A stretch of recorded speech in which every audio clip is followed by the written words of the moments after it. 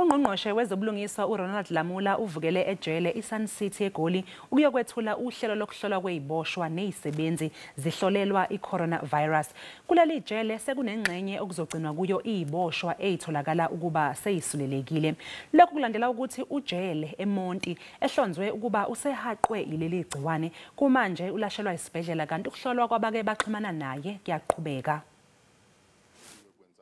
U-Ephraim Dlalosi oboshwe eJele laseSun City usehlala iminyaka eyi-17 wagejwa ukudilikelwa iJele emva kokutholakala necala lokubulala. Kunembuzo-ke yokuthi njengoba amajele egcwele kanjena kungabe bazokwazi yini ukuhlala kokuqhelelana njengoba kushiwo. Sikwenza konke as i-healthy care team yethu isitshenile ngama-rules ekumele siwenze ukuze singafakeleki ngalegciwane. Maintain social distance, gezi izandla, nasithimula sizikhave senze yonke lezi, but kunezinto ezi-impossible. Sibaningi eJele, sigcwele. Singayenza i-social distance nakuvuliwe iJele, but nakuvalwe iJele kuba yi-challenge for thina. Uthi sebeqale ukucasana uma kukhona umuntu okhwehlelayo ngaphakathi eJele.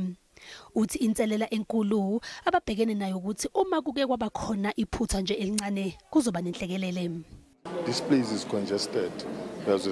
There's no way ukuthi ungaya le omunye ayele sila sonke eyibonto njengale. So i-challenge for thina.